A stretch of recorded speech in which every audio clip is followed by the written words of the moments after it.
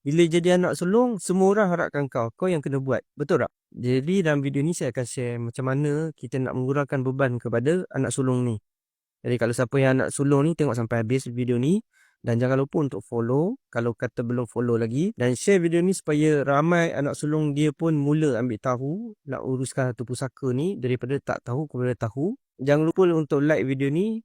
Jangan lupa untuk save video ni supaya dia tak hilang. Kau dah lah baru kehilangan mak ayah.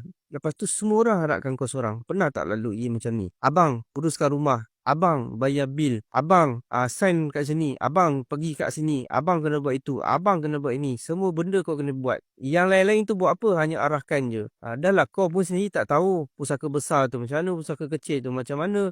Pentadbir tu macam mana. Semua harapkan kau. Kau pun sendiri pun tak tahu, betul tak?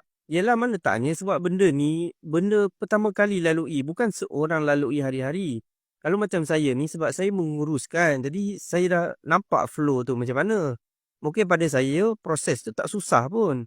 Tapi bagi yang pertama kali, dengan emosi pun tak stabil lagi, dengan masalah kadang-kadang dengan waris juga, menyebabkan kita jadi down.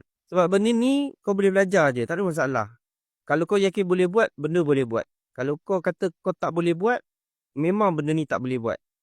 InsyaAllah saya tak lama lagi akan keluarkan panduan berkenaan dengan pusaka ni. Jadi boleh dapatkan buku tu, boleh follow je.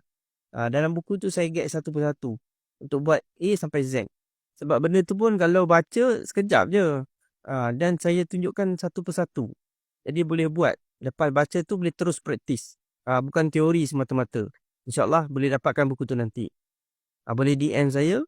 Kalau kata nak bertanya, boleh DM juga. Tak ada masalah.